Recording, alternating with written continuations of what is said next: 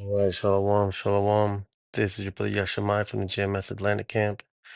And before I get into this message, I want to start off by giving all praises, all glory, and all honor to Yahweh, Bahashem, Yahushai, Bahashem, Kwagadash. And I want to send double honors to the elders and the apostles of Great Millstone who will and teach well.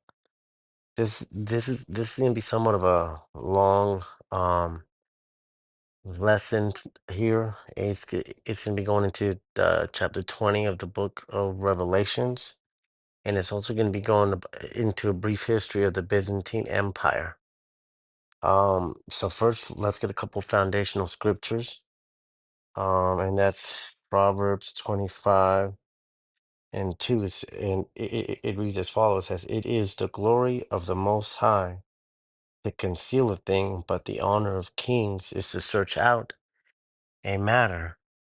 Now, the reason I bring this up is because as we go into the Byzantine Empire. I'm gonna go through images. Matter of fact, we'll just go ahead and show those images now. And what the Byzantine Empire is a period of time when Jacob ruled the world, ruled the Eastern world, um, for 1,000 years. And those 1,000 years started from around 350 AD to roughly 1350. And And so what we're looking at here is we're looking at images painted um and actual depictions. For example, this is King George. This was one of the kings during the Byzantine Empire. But basically what the Byzantine Empire was again when Jacob was in control. And the reason I bring up Proverbs 25 and 2 is because see, the world would have us think that our people, so-called blacks, natives, and Hispanics, were only slaves and gangbangers and drug dealers, right? But there was a point in time when Jacob at one point was ruling the nations, and this is a history that has been painted over through iconoclasm. And so I bring up Proverbs 25 and 2 because, see, these things are being revealed to us through, well, first and foremost by the elders and the apostles of Great Millstone, who are the true teachers of this Hebrew Israelite movement. But yeah, as we search out these things, I mean, like for example, this is an actual statue of who William Shakespeare is, man. Clearly a man of color here, right? These are actual paintings of King David. And what do we see here? We see a so-called black man. Here we see pictures of the prophet Elijah and um, Elias. Here we see King Solomon. All these are artifacts, you know. It was a common fact that Jacob was was the chosen people, man. Okay? So but I guess to help put things in context, there was an article that I saw come across that I guess the Internet Archives they are starting to do away with some stories on the internet. So basically, like during COVID, during the presidential race, there was articles that were posted on the internet, but they have now been cleaned. They have now been sent down the memory hole, and people understand that this shouldn't be done because over a period of time, that memory is going to be no more, and that is exactly what happened to the nation of Israel. See, this was who we are. But just like they are wiping off the internet, they wiped off our heritage, man. And that's why Proverbs 25 and 2 says it is the honor of kings to search out a matter, right? And it really is an honor that the Most High Yahweh Ba'ashem Yahweh Shai used our elders and our apostles as vessels for them to search these things out, man. And even more so in a time when the internet wasn't even taken off, you know? So, a couple of foundational scriptures before we get into Proverbs is because so like before we get into the book of Revelations is the Byzantine Empire has been hidden, and then and the second foundational scripture is Malachi 1 and 3. It says, "For behold, the Most High Yahweh Bahashem Yahweh Shai comes forth out of his place and will come down and like Malachi, not Micah. Malachi 1 and 3 says, and I hated Esau and laid his mountains and his heritage waste for the dragons of the wilderness." So what is this talking about?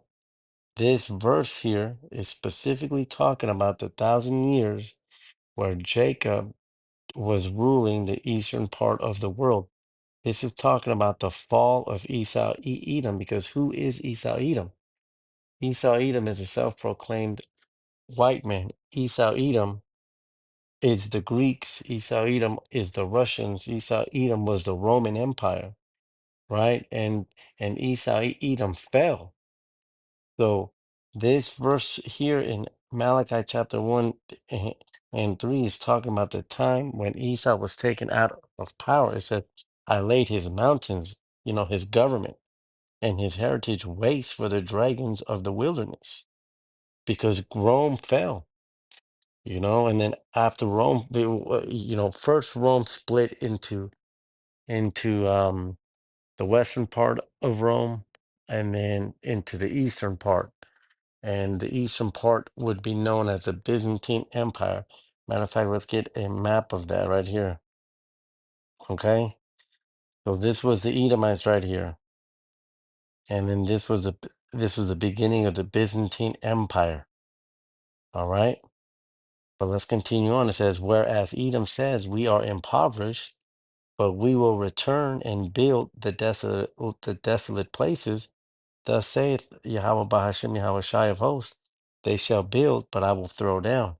They shall call them the border of wickedness, and the people against whom the Most High Yahweh Ba'ashem Yahweh Shai has indignation forever.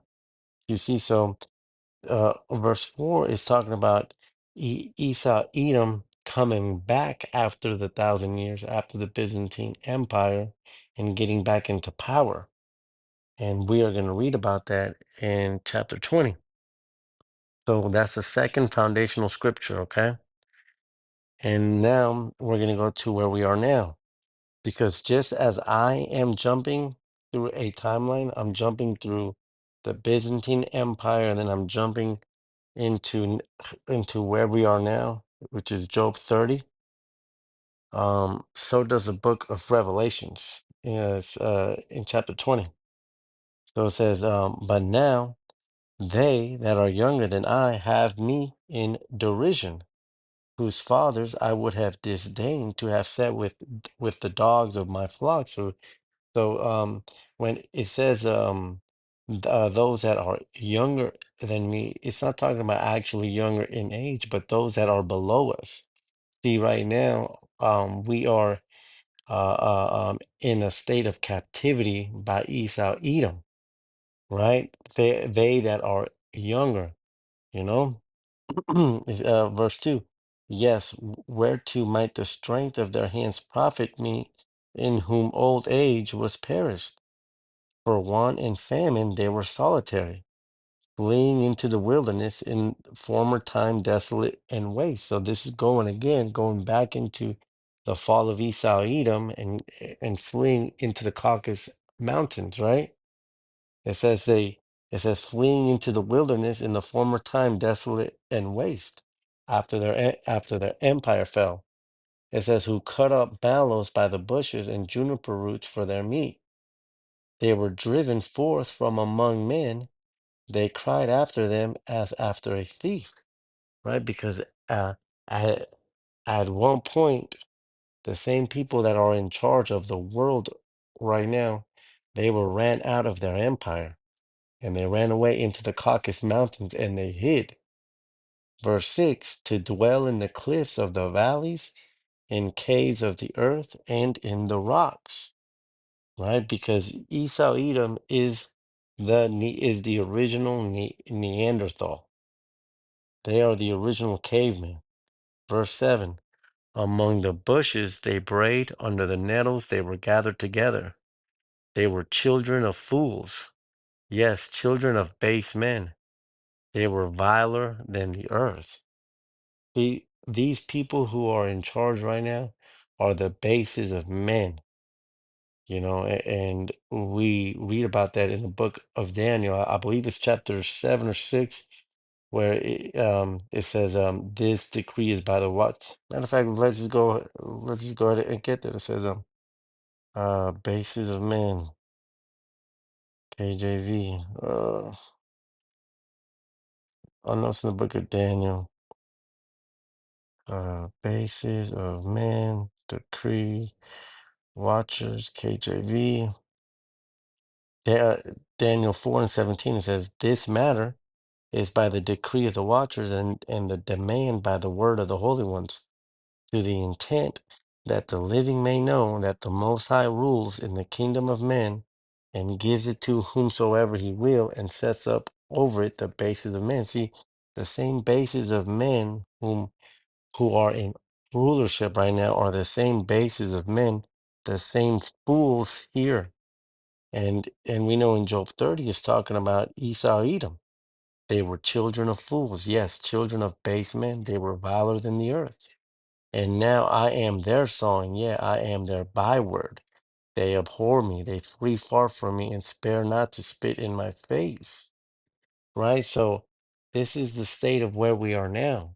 The same bases of men that were ran off into the Caucasus Mountains, those same bases of men are now in control. So let's go ahead and get into the book of Revelation now. So yeah, this is Revelation verse 20. Well, no, I'll tell you what, let's just go to the Salakia. Let's just go into the Byzantine Empire now. Let's see here. I think I got a couple notes on it. No, let's just go ahead and get into Revelation 20. I don't want to break this up into two. So okay. So when we read chapter 20, um chapter 20 it jumps through different timelines. So there are two 1,000-year periods in chapter 20. Okay, there is the 1,000-year period, which was the Byzantine Empire, going from roughly the year 350 to the year 1350. And then there's the second 1,000-year period where it's the final rulership of Yahushua. All right. So we are gonna skip through this chapter in a couple verses. We're gonna read 1 through 3, and then we're gonna skip down to 7 and 8, just so that we can keep it in the same timeline, just for understanding purposes. Okay. So it says, um, it says, and I saw an angel come down from heaven, having the key of the bottomless pit and a great chain in his hand.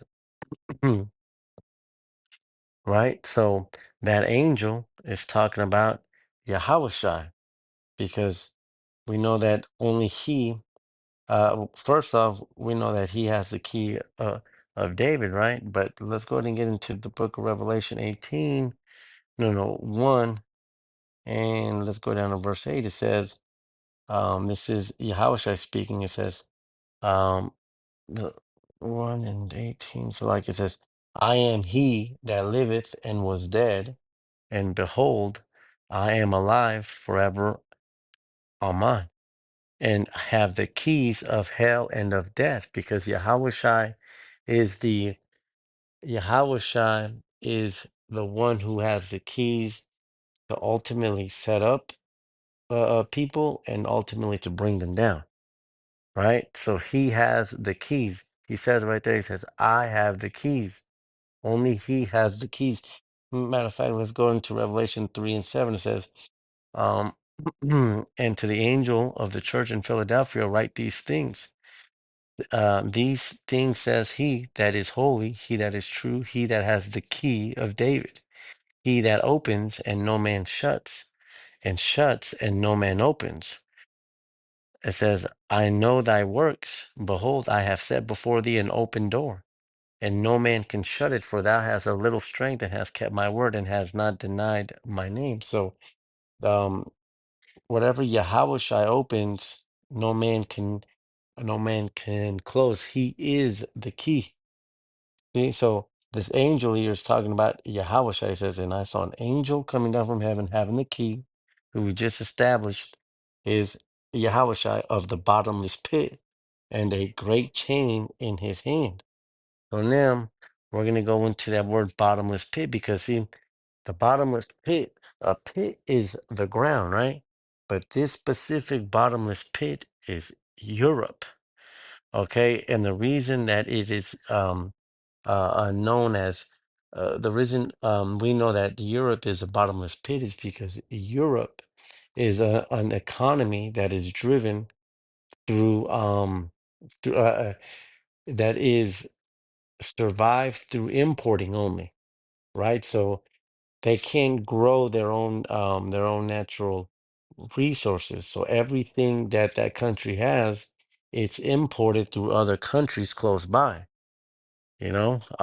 But let's get, you know, because people will say, for example, they'll say, oh, well, you know, how do you know that he's not talking about any other landmass? Well, it's because it's talking about one specific landmass.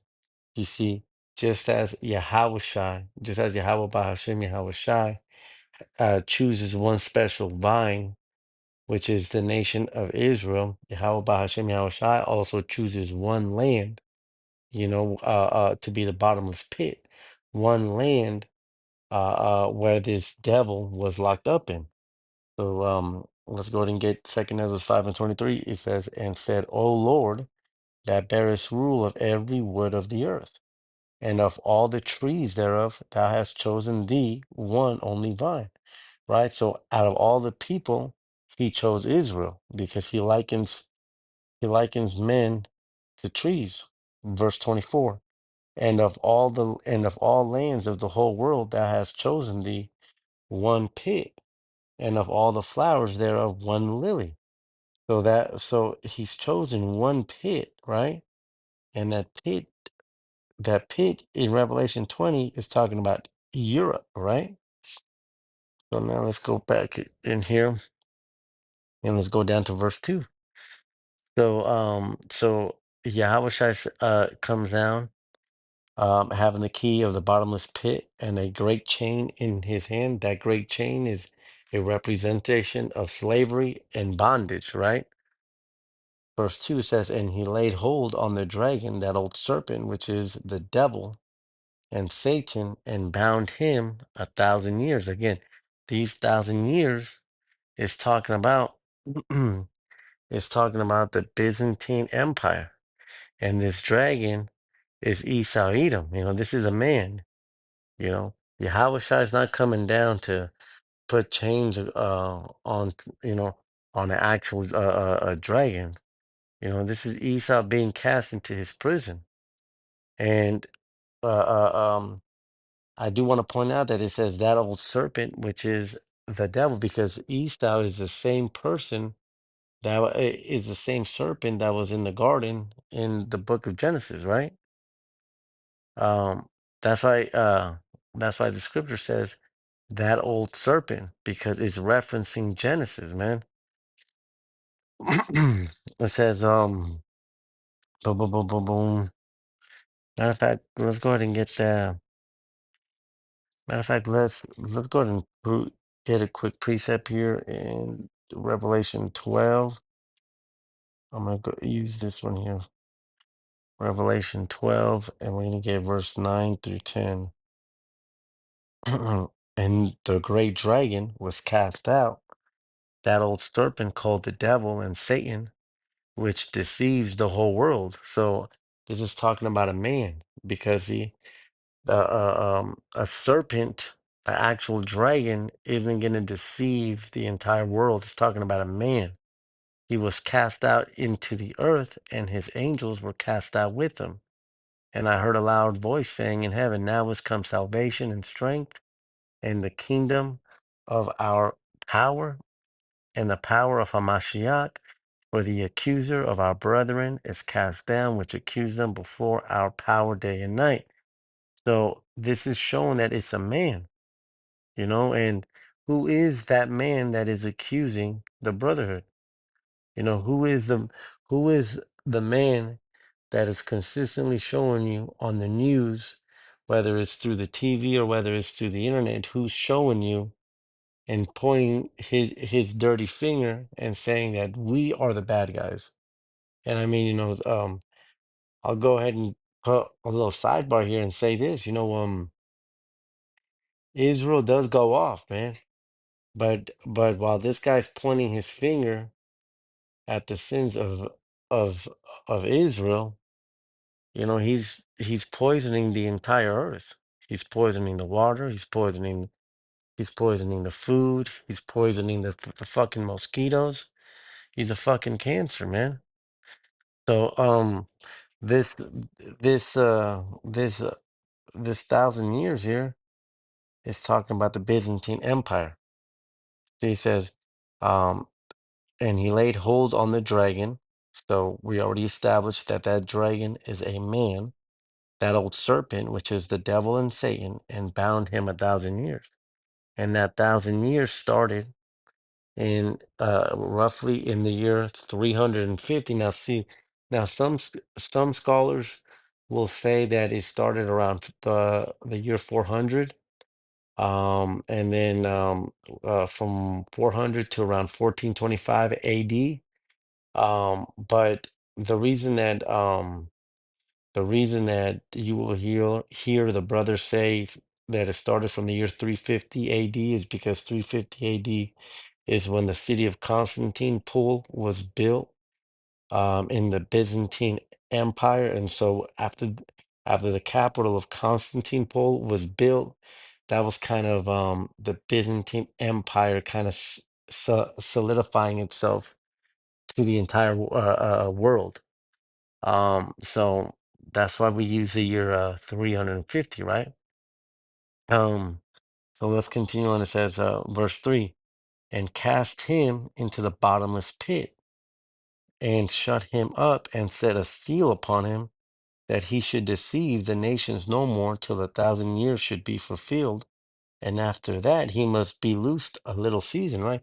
Because see, once once Rome fell, uh, uh, and he fled into the Caucasus Mountains, everyone knew who these people were, man. Everyone knew that these were the same people who invented the gymnasiums. And when you go into the history of the gymnasiums during the Greek times, you will see that they were doing all kind of gay shit there, right? And so the world wanted nothing to do with these people. That's why the scripture says he set a seal. It says he set a seal upon him, right? That he should deceive the nations no more, because at that point he didn't have the power that he has now, right? See, now he's got a different seal on him. Now he's got the seal of king, of nobility, right? Here, let's see here. Oh, okay. So I think that was it for that. And then let's go ahead and jump down to verse 7. It says, and when the 1,000 years are expired, Satan shall be loosed out of his prison. And when did this happen? Um, Esau was loosed from his prison after the Byzantine Empire fell. You see, I'm gonna go back to these photos here and show you these. This is showing the iconoclasm. But these right here, these are kings who ruled during the Byzantine Empire. See, at one point, and again, this is history that has been hidden. This is history that is hidden underneath the catacombs of the Catholic Church. See, this is Septimus Severus, Roman Empire. Now, that is not an Edomite, man. So at this point here, Jacob was in control of the Byzantine Empire. How do you explain these coins here? This is Edward the Fourth on a silver coin, man. Check this one out. This is the Etruscan coin. What does that look like to you? You know? Let's see here. Let's see what else we got here. This is a painting from the king of Peru. No, no, yeah, from the king of Peru. You know? Again, this lines up perfectly with the first couple of verses of the book of chapter 20 of the book of Revelation. This is Charles the Fifth of France. Look at that. The dark skinned person. This is Charles Stewart the second. Now, I mean, what kind of person has that? What kind of Edomite has that kind of hair? Shakespeare right here. Look at this. I see all of these images were painted over, man. Let's continue back on to verse 7. It says, and when the 1,000 years are expired, Satan shall be loosed out of his prison, right? Because he got back into power. See, after the Byzantine Empire fell, Satan, the self-proclaimed white man, got into power by joining joining with the Turks and hiding himself as a Turk, and then coming back into his position of power. So verse 1, 2, 3, and 7 is going in chronological order of Satan being cast into that prison. Let me see. Verse 8, it says, yeah. Verse 8 is a continuation of that. It says, and shall go out to deceive the nations which are in the four quarters of the earth, Gog and Magog, to gather them together to battle, the number of whom is as the sand of the sea. You know, Gog and Magog is talking about Russia. And how did this devil go out and deceive the the um the people? He went out and he started to deceive the world by first off hiding this art, you know, and painting uh over this art, who shows who the real Israelites are, so-called blacks, natives, and Hispanics. You know, this, check out this painting. It says, the hand of the Most High is black with a white man on judgment. Check out this Edomite being judged, man. And all the angels are dark skinned. So this was the deception that he put forth. The deception was that he told everyone that blacks and natives were evil, and that the so-called Jesus was white, man. He painted over our images. This is how he deceived the world, man. And just as how they are wiping away the internet now, and then you have to go back and you have to search things. They they've wiped the history books off before, man. But see now, back then, when you would, burn up, if you only had two books that had the history of a people, and you burn those books off after about 100 years of trying to pass the memory down, people would stop telling those stories, and the history would get lost, man. And so for a long time, our history was lost. This is part of that deception spoken about in verse 8. He shall go out to deceive those nations, right? So now, um, 1, 2, 3, 7 and 8 is talking about the 1,000 years when Satan was in captivity. Now we're gonna jump back up, and we're gonna jump back up to verse 4, and we're gonna go down to 6 because 4 through 6 is talking about the rule. It's a different 1,000 year period, but it's talking about the 1,000 year period in rulership after all these kingdoms fall. All right, so let's go ahead and get verse 4 here. It says, and I saw thrones, and they sat upon them, and judgment was given unto them, and I saw the souls of them that were beheaded for the witness of Yahweh Shai, and for the word of the Most High, and which had not worshipped the beast, neither his image, neither had received his mark upon their foreheads, or in their hands, and they lived and reigned with Hamashiach 1,000 years.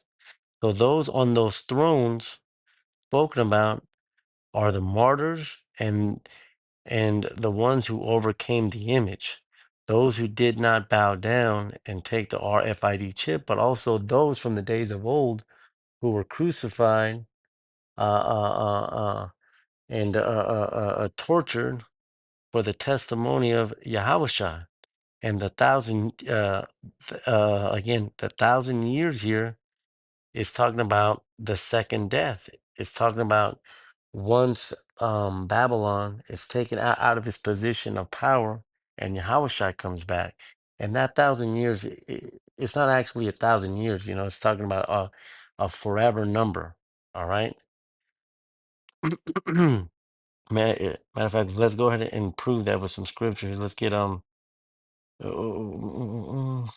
Micah chapter 4, and then we're going to go into verse 8. It says, and thou, O tower of the flock, the stronghold of the daughter of Zion, unto thee shall it come, even the first dominion.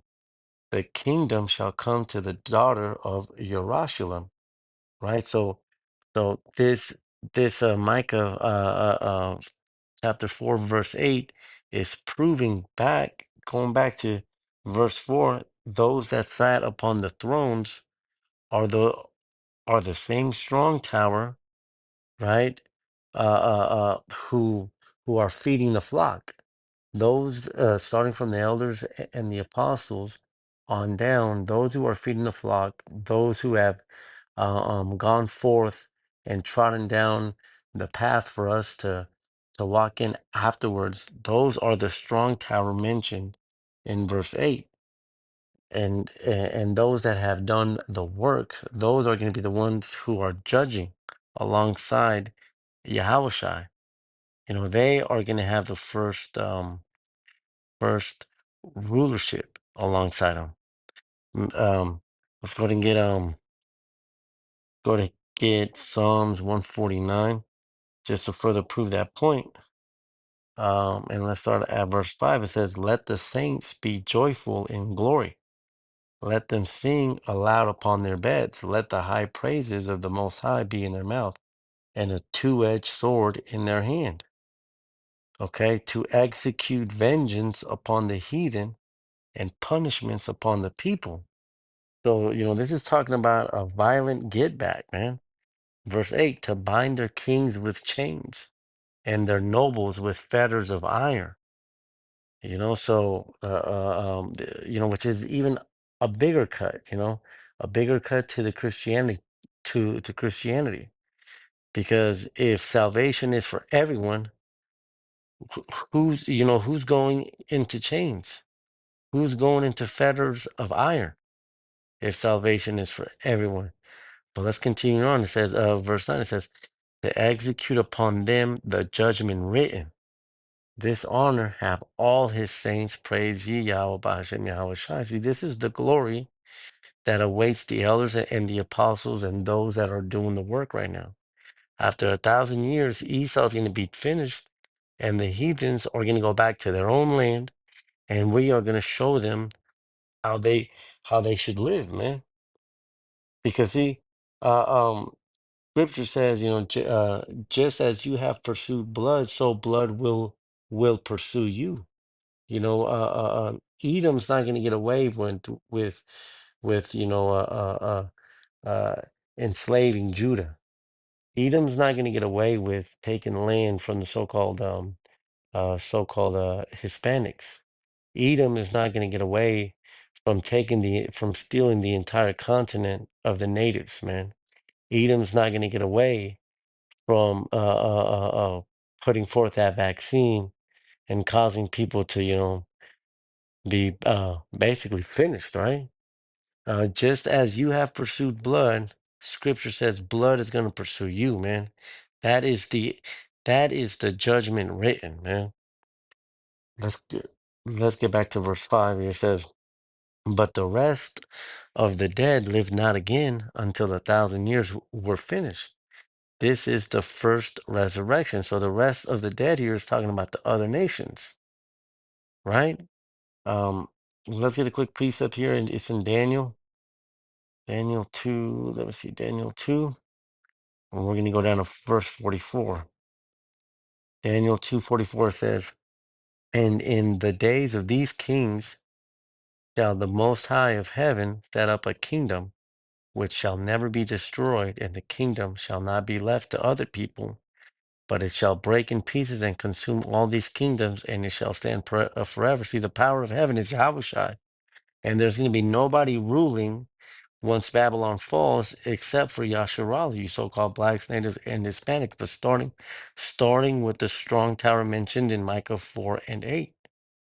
You see, because this um when you go into chapter 7 of Daniel, it talks about the four beasts, right? And then after those four beasts fall, then comes Yahweh. You know, let's go ahead and get that. It says, "I beheld till the thrones were cast down, and the Ancient of Days did sit, whose garment was white as snow, and the hair of his head like the pure wool. His throne was like the fiery flame, and his wheels as burning fire." So first off, it says his hair. It says the hair on his head was like pure wool. So that alone cuts any drawing or any picture that they have tried to say that the Most High is a so-called white man, because white people don't have woolly hair; they got straight hair, right? And then furthermore, it says his throne was like the fiery flame, and his wheels as burning fire. Now, what's that talking about here? It's talking about his chariots, man. He's coming down here with judgment. Verse 10, it says, "A fiery stream issued and came forth uh, before him.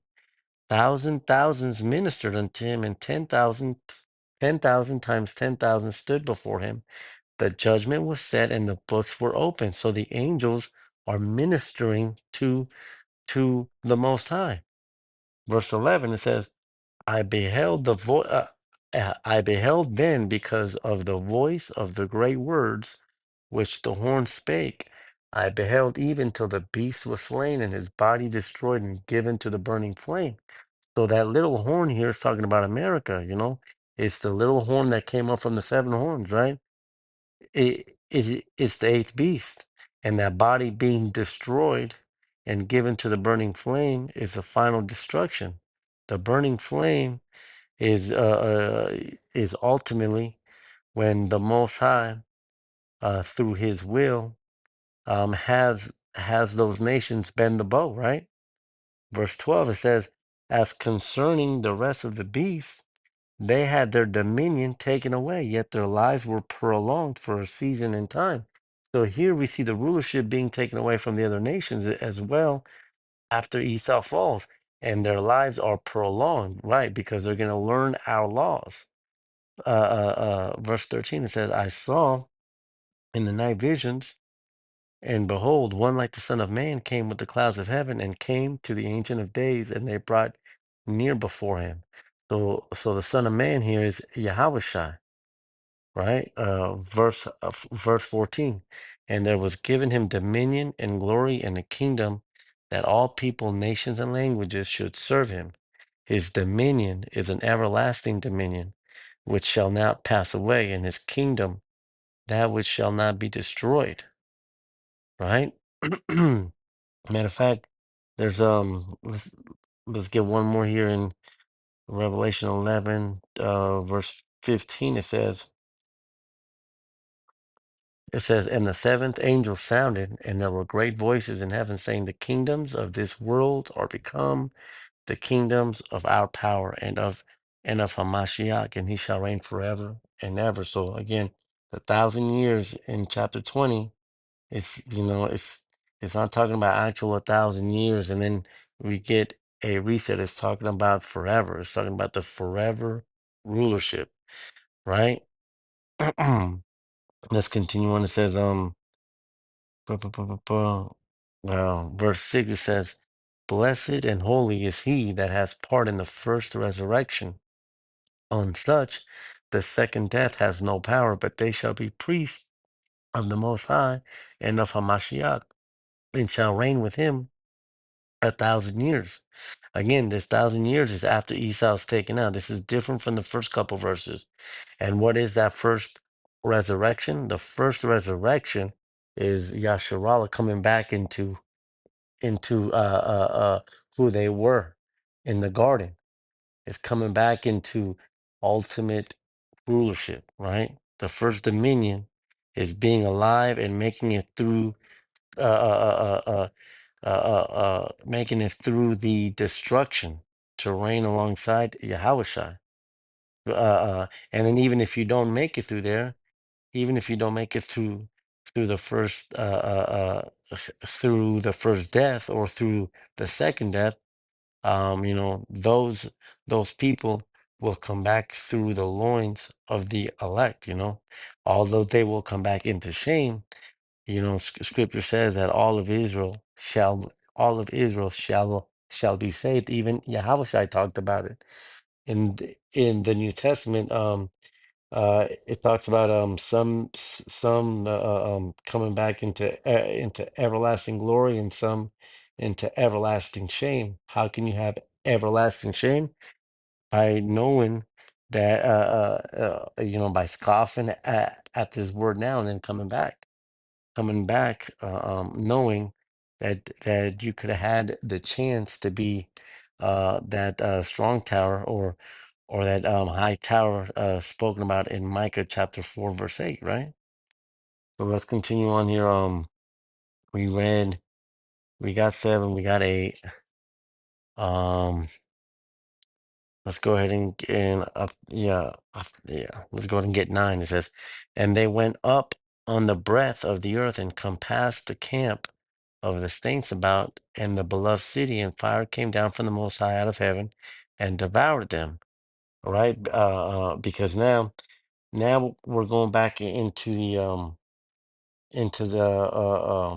into the battle of Armageddon, right?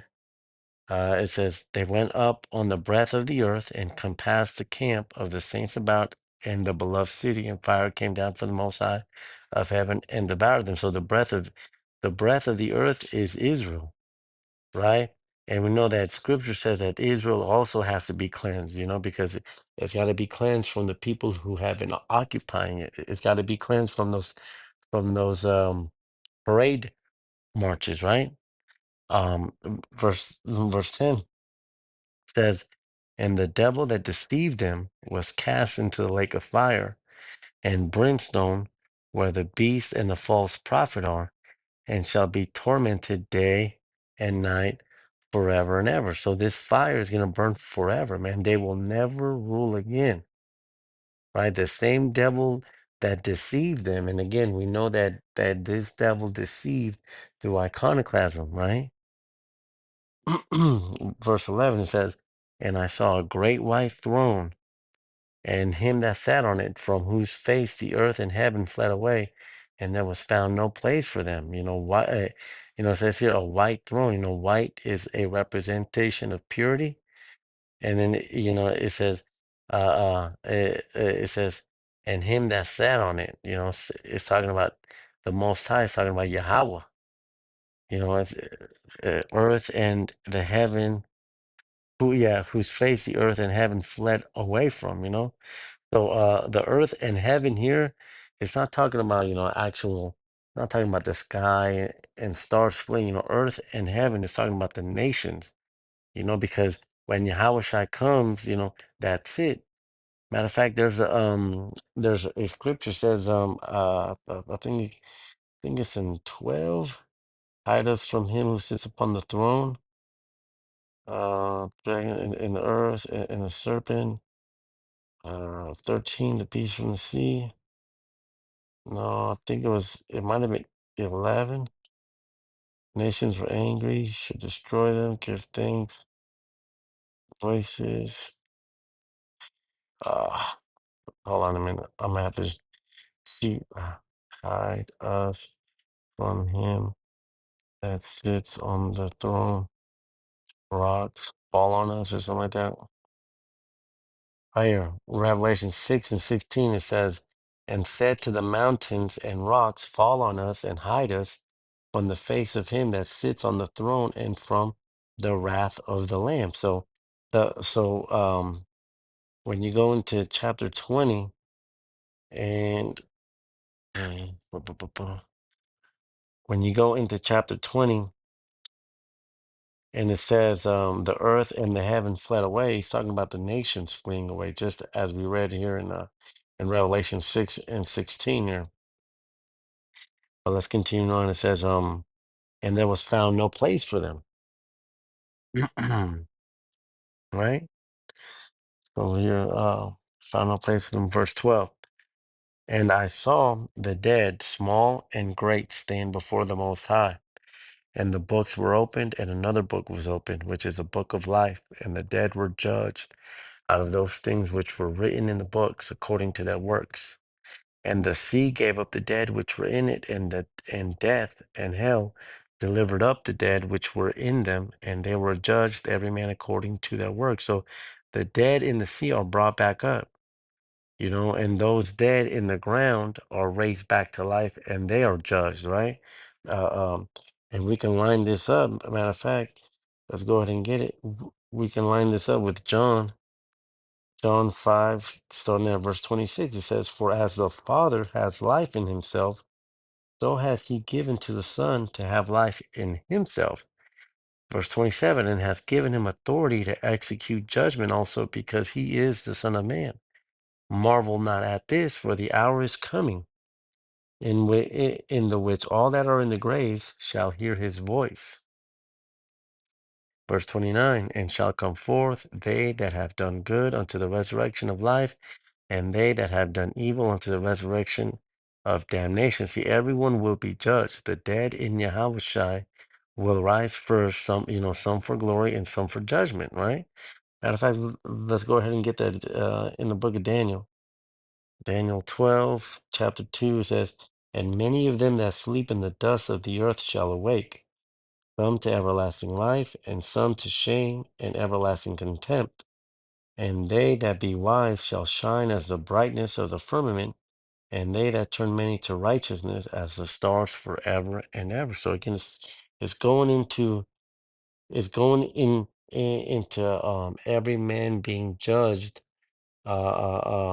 who has ever lived, right? Uh, um, uh, who may be alive or who may be dead, right? Continuing on, it says, verse 14, and death and hell were cast into the lake of fire. This is the second death. So, death and hell, we know that to be another name for Esau Edom. He is as death, and hell follows after him, right?